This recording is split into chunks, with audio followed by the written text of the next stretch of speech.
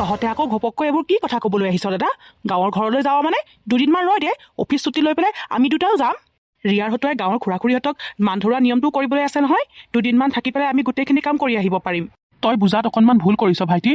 মই গাঁৱৰ ঘৰলৈ দুদিনমানৰ কাৰণে নহয়, একেবাৰে যাবলৈ ওলাইছোঁ।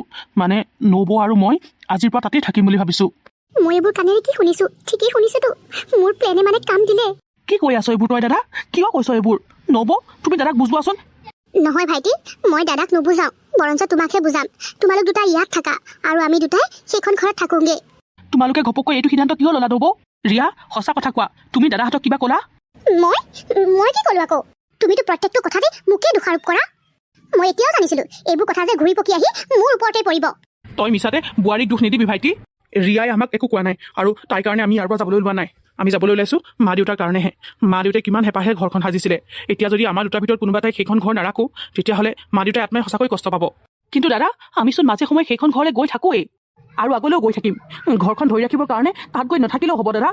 মা দেউতাই ঘৰখন হেঁপাহেৰে বনাইছিলে হয়, কিন্তু সিহঁতে এইটো বিচাৰিছিলে যে আমি ককাই ভাই দুটা সদায় একেলগে মিলা প্ৰীতিৰে থাকোঁ। আমি যদি তাত গৈ থাকোঁগৈ, তেতিয়া তোৰ কি আমাৰ প্ৰতি মৰমবোৰ কমি যাব নেকি? নকমেই নহয়। হেঁপাহবোৰ মৰমবোৰ সদায় তেনেকৈয়ে থাকিব। আৰু মাজে সময়ে তাত গৈ থকাটো আৰু একেবাৰে থকাটোৰ মাজত বহুত পাৰ্থক্য আছে ভাইটি।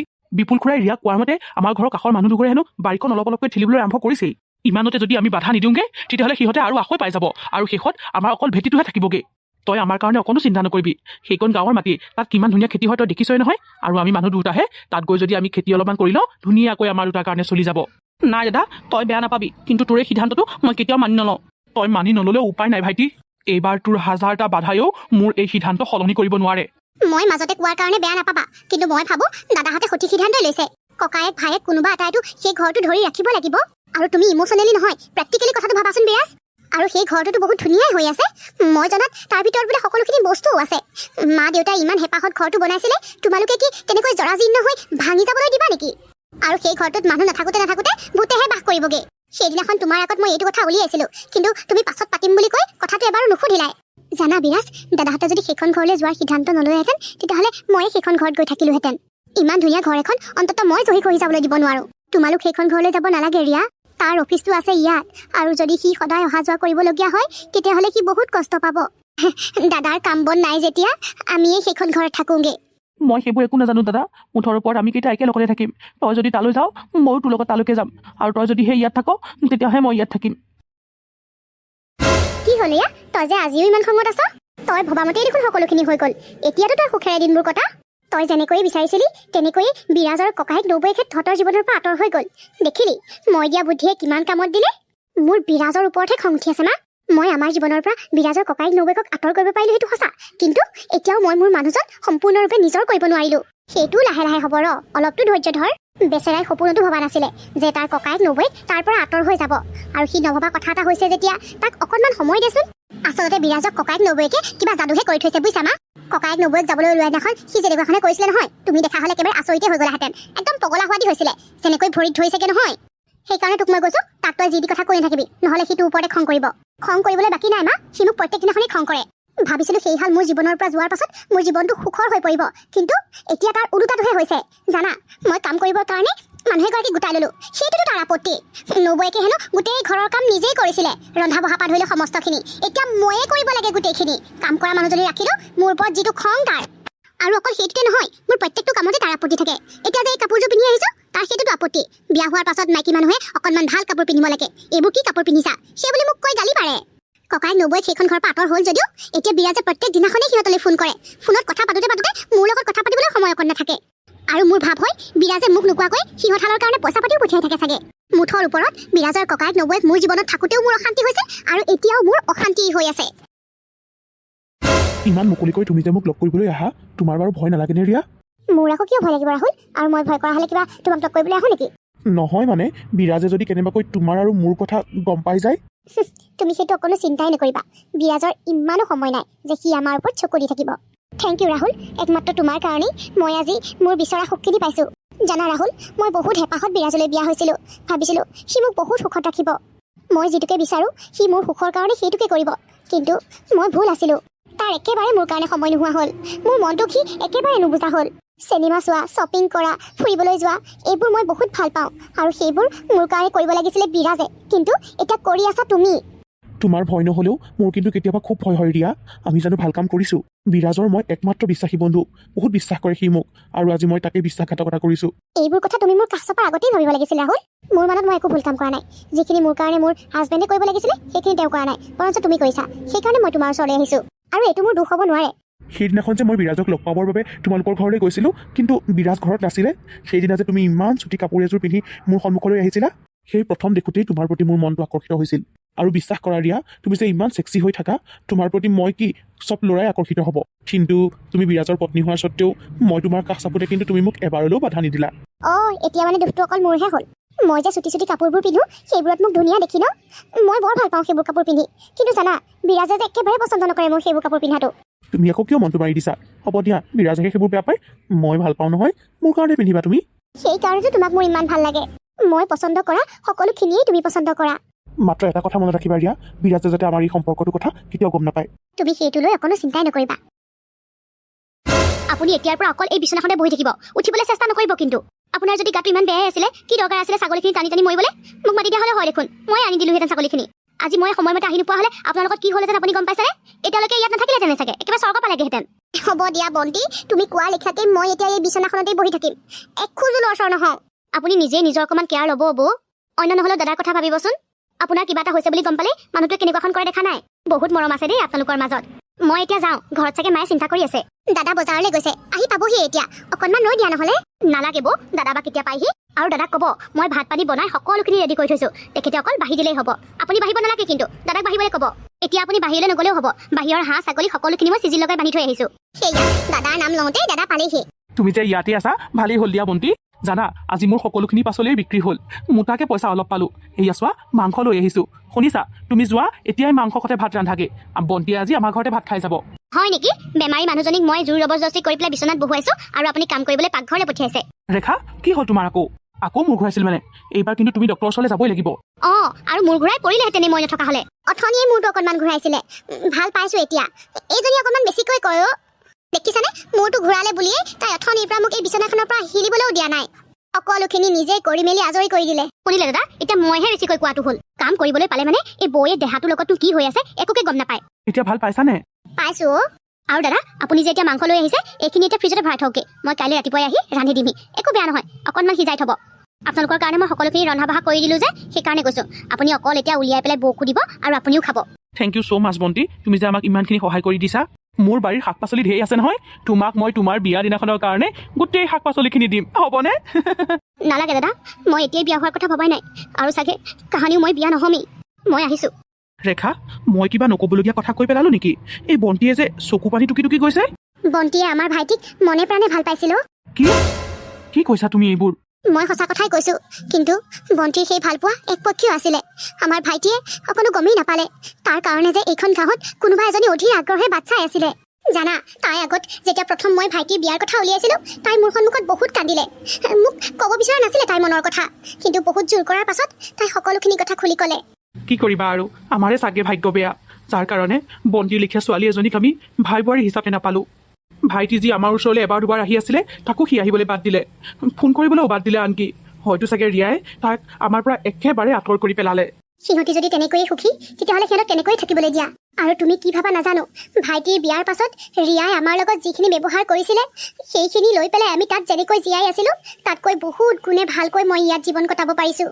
কিন্তু তোমাৰ ইয়াত কষ্ট হৈছে ছাগলী হাঁহ মুৰ্গী এইবোৰ পুহিবলৈনো তোমাক কোনে কৈছিলে মই দেখোন ঘৰখন চলাবলৈ পাৰিছোৱেই ছাগলী মুৰ্গীকেইটাৰ লগত মোৰ অকণো কষ্ট নহয় দিয়া তুমিহে দিনৰ দিনটো শাক পাচলিবোৰৰ লগত লাগি থাকা সেইবোৰ বজাৰলৈ নিয়া তোমাৰ কি কষ্ট হোৱা নাই আৰু মই দিনৰ দিনটো অকলে অকলে মানুহজনী ঘৰত কি কৰিম সেইবোৰে মোৰ এটা লগ হৈ পৰিছে হ'ব তুমি এতিয়া ইয়াতে বহা মই ভাতকেইটা বাঢ়ি এইডোখৰলৈকে লৈ আহোঁগৈ আৰু বন্তিয়ে কাইলৈ আহি পেলাই মাংসখিনি ৰান্ধিমহি বুলি কৈছে যেতিয়া তাই ৰান্ধিবহিয়ে মই এইখিনি বইল কৰি পেলাই ফ্ৰিজতে ভৰাই থ'ব লাগিব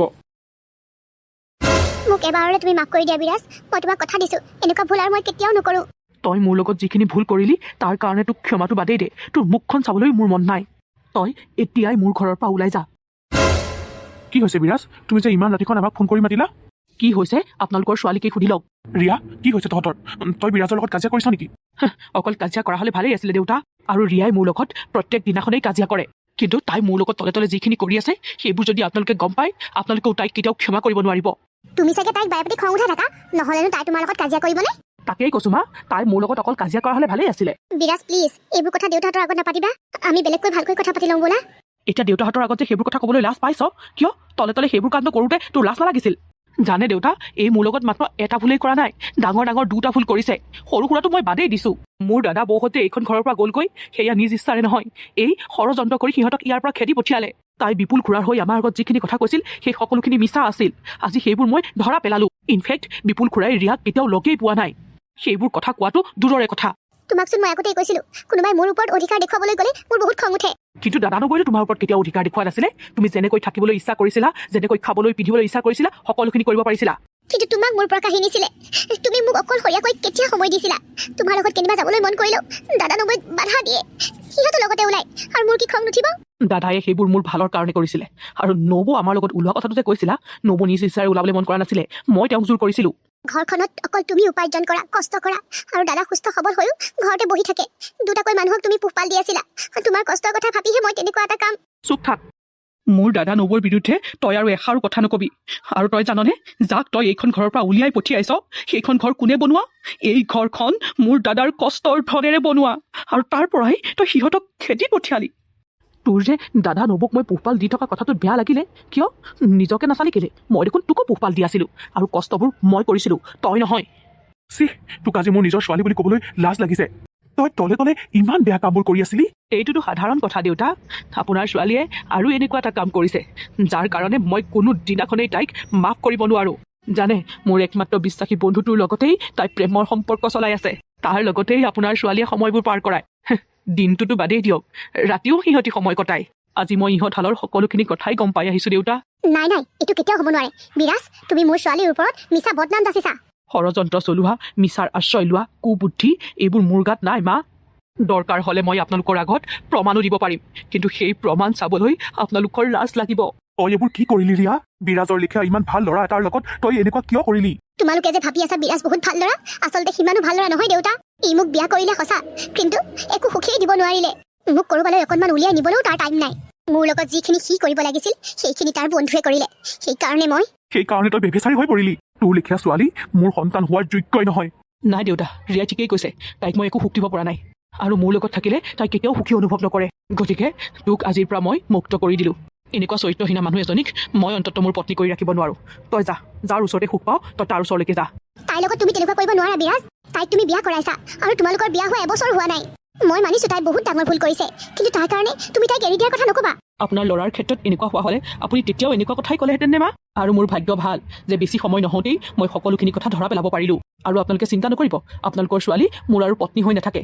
আইনগতভাৱে তাইক মই কাইলৈ ডাইভোৰ্চ দিম। তাৰ পাছত তাই যাৰ লগতে সুখী হয় তাৰ লগতে গোটেই জীৱনটো কটাব পাৰিব। বিৰাজ প্লিজ তেনেকুৱা নকৰিবা।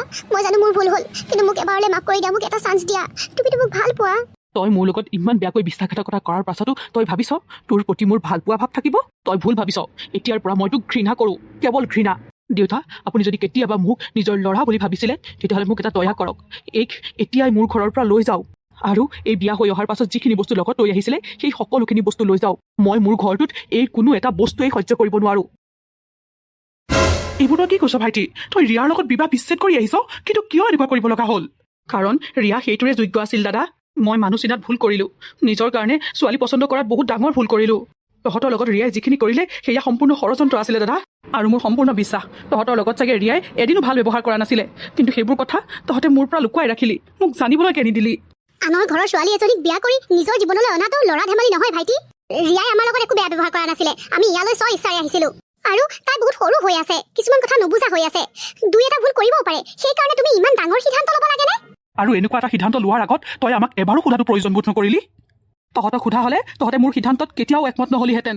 আৰু নব, ৰিয়াই মোৰ লগত সৰু সৰু ভুল কৰা নাই, বহুত ডাঙৰ ডাঙৰ ভুল কৰিলে। জানা, মই হাজবেণ্ডটো থকাৰ পাছতো ৰিয়াই মোৰ বন্ধুৰ লগতে মনে মনে সম্পৰ্ক চলাই আছিলে, আৰু সেইবোৰ মই ধৰা পেলালো। তহঁতে বিশ্বাস কৰ দাদা, বহুতখিনি ভাবি চিন্তিহে মই তাইক এৰাৰ সিদ্ধান্তটো ল'লো। তাই যদি মোৰ জীৱনত থাকিলেহেঁতেন মই ভৱিষ্যতে কেতিয়াও সুখী হ'ব নোৱাৰিলোহেঁতেন। তাইৰ মুখখন দেখিলেই মোৰ ঘিং লগা হ'ল। তোৰ লগত ইমানখিনি ঘটি গ'ল, কিন্তু তই এবাৰো আমাৰ আগত নকলি। ইমান দিন হ'ল তই আমাক লগ কৰিবলৈ অহা নাই, আনকি ফোন কৰিবলৈ এৰি দিলি। মই সাহস গোটাব পৰা নাছিলোঁ দাদা, কেনেকৈ তহঁতৰ মুখামুখি হওঁ আৰু কেনেকৈ তহঁতক এইবোৰ কথা কওঁ। কিন্তু এদিনটো তহঁতৰ মুখামুখি হ'বই লাগিব, সেইকাৰণে বহুত সাহস লৈ মই তহঁতৰ ওচৰলৈ আহিছোঁ আজি। মোক মাফ কৰি দিবা নবৌ, তোমালোকৰ মোৰ কাৰণে বহুতখিনি অশান্তি হ'ল। ৰিয়া যে তেনেকুৱা মনৰ ছোৱালী হ'ব মই কেতিয়াও কল্পনা কৰা নাছিলোঁ। তুমি যদি তাইৰ লগত ভৱিষ্যতে অকণো সুখী হ'ব নোৱাৰো বুলিয়ে ভাবিছিলা আৰু তাৰ বাবে এইটো সিদ্ধান্ত ল'লা, তেতিয়াহ'লে আমাৰ ক'ব লগা একো নাই। আমি কেৱল তুমি সুখত থকাটো বিচাৰোঁ ভাইটি। সেইটো কথা তোমালোকে নকলেও মই জানো বৌ, মোৰ সুখৰ কাৰণেই জানো তোমালোকে ইমান দিনে ইমান ডাঙৰ ডাঙৰ ত্যাগবোৰ কৰি অহা নাই। দাদা বৌ, তোমালোক এতিয়া মোৰ লগত ব'লা নিজৰ ঘৰখনলৈ। নালাগে ভাইটি, আমি ইয়াত এখন নতুন পৃথিৱী সজাই লৈছোঁ। এইখন পৃথিৱী এৰি আমি আৰু তালৈ নাযাওঁ দে।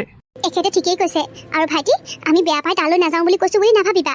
আচলতে ইয়াত আমি খাপ খাই পৰিছোঁ। এই পৰিৱেশটো আমাৰ কাৰণে বহুত ভাল লগা হৈ পৰিছে। আমি পাতি লোৱা বাৰীখন, মই পোহা ছাগলী, হাঁহ, কুকুৰা, এইবোৰ আমাৰ এতিয়া প্ৰিয় হৈ পৰিছে। নহ'ব, তোমালোকে যদি সঁচাকৈ মোৰ সুখটো বিচাৰা তেতিয়াহ'লে মোৰ লগত ব'লা। কেনেকৈ মোক তোমালোকে অকলশৰীয়া কৰি দিম বুলি ভাবিছা বাৰু? দাদা তই চিন্তা নকৰিবি, এইখন ঘৰ বাৰী তই যেনেকৈ সজাইছ সদায় তেনেকৈ থাকিব। এই বাৰীৰ দায়িত্ব মই বিপুল খুৰাৰ হাতত দি দিম আৰু তেখেতে বহুত ধুনীয়াকৈ সেই দায়িত্ব পালন কৰিম বুলি কৈছে। ব'লা না বৌ, বহুত দিন হ'ল তোমাৰ হাতৰ মই প্ৰিয় ভাত সাজ খাবলৈ নোপোৱা। তই মনটো বেয়া কৰি নাথাকিবি মাজনী, চাবিচোন তই বিৰাজতকৈও বহুত ভাল ল'ৰা পাবি। কোনে কৈছে মই তাৰ কাৰণে মনটো বেয়া কৰি আছো মা? যিটো ল'ৰাই মোক ৰিজেক্ট কৰি থৈ গৈছে, ভাবিছা নেকি সেইটো ল'ৰাৰ কাৰণে মই কান্দি কান্দি বলিয়া হৈ থাকিম বুলি? আচলতে বিৰাজ মোৰ টাইপৰ মানুহেই নাছিলে, মই তাতকৈ বহুত ভাল ল'ৰা ডিজাৰ্ভ কৰোঁ। তই সম্পূৰ্ণ ভুল ভাবি আছ, আচলতে কোনো ল'ৰাই তোক ডিজাৰ্ভ নকৰে। কোনোবা দিনাখন যদি আপুনি ছোৱালীজনীৰ বিষয়ে ভালটো কৈ পালেহেঁতেন। তোমাৰ ছোৱালীয়ে এনে কি ভাল কামবোৰ কৰিছে যাৰ কাৰণে তাইক মই ভাল বুলি ক'ব লাগে? আচলতে ছোৱালীজনীয়ে কৰা এই ভুলবোৰৰ কাৰণে সম্পূৰ্ণৰূপে দায়ী তুমি। বিৰাজৰ ককাই নবৌকক সেইখন ঘৰৰ পৰা খেদি পঠিওৱাৰ আঁৰৰ মেইন মানুহজনী তুমিয়েই নহয় জানো? আৰু তুমি যে এতিয়া তাইক জ্ঞান দি আছা যে তাই বিৰাজতকৈও ভাল ল'ৰা পাব বুলি, তুমি এবাৰ বাহিৰলৈ ওলাই চোৱাচোন যোৱা। তোমাৰ জীয়েৰাৰ কথা মানুহৰ মুখে মুখে কি প্ৰচলিত হৈ আছে এবাৰ ওলাই গ'লেই গম পাবা। আচলতে তহঁতৰ কোনো লাজেই নাই, মান সন্মান নাই, যাৰ কাৰণে ইমান বেয়া কাম কৰিও তহঁতে অকণো লাজ পোৱা নাই। তই কৰা ভুলৰ কাৰণে মই মানুহৰ সন্মুখলৈ আহিবলৈ লাজ পোৱা হ'লো, কিন্তু ইমান বেয়া কাম কৰাৰ পাছতো তহঁতি অকণো অনুতপ্ত কৰা নাই। দেউতা, মই আৰু এইখন ঘৰত থাকিব নোৱাৰো, মই এতিয়াই ঘৰ এৰি যাবলৈ ওলাইছো। তই আকৌ এইবোৰ কি বলিয়ালি কৰিছ? বাবু, এইবোৰ কি কৈছ তই? দেউতা, ভণ্টিয়ে আমাৰ গোটেই ঘৰখনকে বদনামি কৰিলে আৰু ভণ্টি এইখন ঘৰত থাকিলে বিদিশাৰ মাকে বিদিশাক মোলৈ বিয়া নিদিওঁ বুলি কৈছে। মই বিদিশাক বহুত ভাল পাওঁ দেউতা, কোনো পধ্যেই তাইক মই হেৰুৱাব নোখোজো আৰু ভণ্টিকোতো মই এইখন ঘৰৰ পৰা উলিয়াই পঠিয়াব নোৱাৰো, সেইকাৰণে মই এইখন ঘৰ এৰাৰ সিদ্ধান্ত লৈছো। বিদিশাৰ মাকে মোৰ এইটো সিদ্ধান্তত সন্মতি জনাইছে, গতিকে অফিচৰ ওচৰতে মই ভাড়া ৰুম এটা লৈছো। আৰু দেউতা, তোমালোকে যি মোৰ বিয়াখনলৈ সপোন দেখি আছিলা সেইবোৰ সপোন হৈয়ে থাকিব। মানে মই বিয়াখন ইমান ডাঙৰ নকৰোঁ, অকল কোৰ্ট মেৰেজটোকে কৰি থ'ম। অহা সপ্তাহতে আমাৰ কোৰ্ট মেৰেজ হ'ব আৰু তাৰপাছত মন্দিৰতে বিয়াখন পাতি ল'মগৈ। মা দেউতা, তোমালোক এপাক মাৰিবা, কিন্তু ভণ্টি তই আমাৰ সেই শুভ কামটোত উপস্থিত থকাটো বিদিশাৰ মাক দেউতাকে বিচৰা নাই, গতিকে তই তালৈ নগ'লেই মই ভাল পাম। আহিছো মা। বাবুটো, তই এনেকুৱা সিদ্ধান্ত নলবি, আমাক এৰি থৈ নাযাবি। ঘূৰিয়া বাবুটো, ঘূৰিয়া। লাভ নাই, তুমি টেটু ফালি ফালি চিঞৰিলেও তোমাৰ ল'ৰাক এইখন ঘৰলৈ আৰু ঘূৰাই আনিব নোৱাৰা, আৰু এইবোৰ চব তোমাৰ কাৰণেই হৈছে।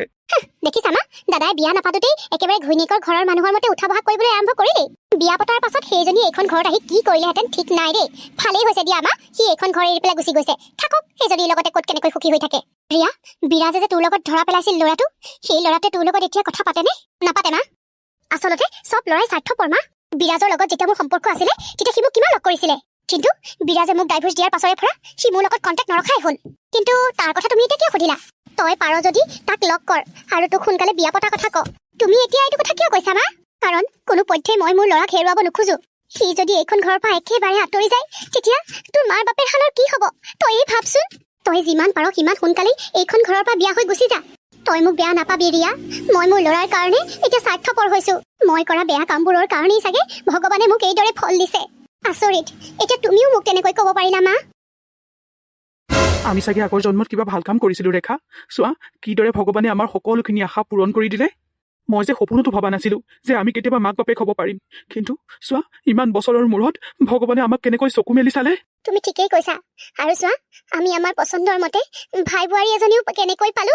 বন্তি, আজি ইমান দিনে তুমি আমাৰ ঘৰখন যেনেকৈ চম্ভালি আছা তাৰ কাৰণে তোমাক ধন্যবাদ নিদি নোৱাৰি। বৌ, আপোনাক কিন্তু মই বেয়া পাইছো। ধন্যবাদ দিছে যে আপুনি মানে মোক নিজৰ বুলি নাভাবে। সেই পাগলীজনী, নিজৰ বুলি নাভাবি কি বুলি নাভাবিম? তুমি মোৰ ভাই বোৱাৰী নহয় অ, তুমি মোৰ নিজৰ ভনী। কিন্তু ভণ্টি বুলি কৈছে যেতিয়া ধন্যবাদ চন্যবাদবোৰ নিদিব আকৌ। মোৰ এইটো দায়িত্ব বৌ। বিৰাজে আপোনালোকক বহুত ভাল পায়, ভগৱান বুলি ভাবে আপোনালোকক। আৰু মই যদি আপোনালোকক কেতিয়াবা কষ্ট দিওঁ তেতিয়া বিৰাজৰ মনটোৱে দুখ নাপাব জানো? আৰু বিৰাজে মনত কষ্ট পোৱাটো মই নিবিচাৰো বৌ। কিমান আৰু তোমালোকে কথা নাপাতা বাৰু? যেতিয়াই দেখোচোন তেতিয়াই কথাই পাতি থাকা।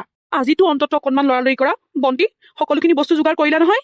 আজি আমাৰ কাৰণে কিমান ভাল লগা দিন আমাৰ ঘৰলৈ আজি ভতিজা বা ভতিজী আহিব ইয়াৰ সমান বাৰু আনন্দৰ কথা হ'ব পাৰেনে তুমি বস্তু যোগাৰৰ কাৰণে অকণো চিন্তা নকৰিবা মই কালি ৰাতিপুৱা বস্তু যোগাৰ কৰিছো আৰু সকলোখিনি গাড়ীতে ভৰাই থৈছো এতিয়া মাথোন আমি মানুহকেইটা গ'লেই হ'ল বল বল সময়মতে হস্পিটেল পাবগৈ লাগিব এটা কথা কিন্তু ভাইটি মই বাৰু আজৰি হৈ লওঁ কিন্তু ইয়াৰ পাছত আমাকো ভতিজা বা ভতিজী লাগিব দেই এ বৌ তুমি যে আৰু দেই কি সময়ত যে কিবোৰ কথা কৈ থাকা নহয় এতিয়া ব'লা এই কাহিনী ভাগৰ ইয়াতেই অন্ত পৰিলে যদি ভিডিঅ'টো ভাল পালে তেতিয়াহ'লে লাইক আৰু কমেণ্ট এটা কৰি দিব আকৌ এটা নতুন ভিডিঅ'ৰে লগ পোৱাৰ আশাৰে আজিলৈ ধন্যবাদ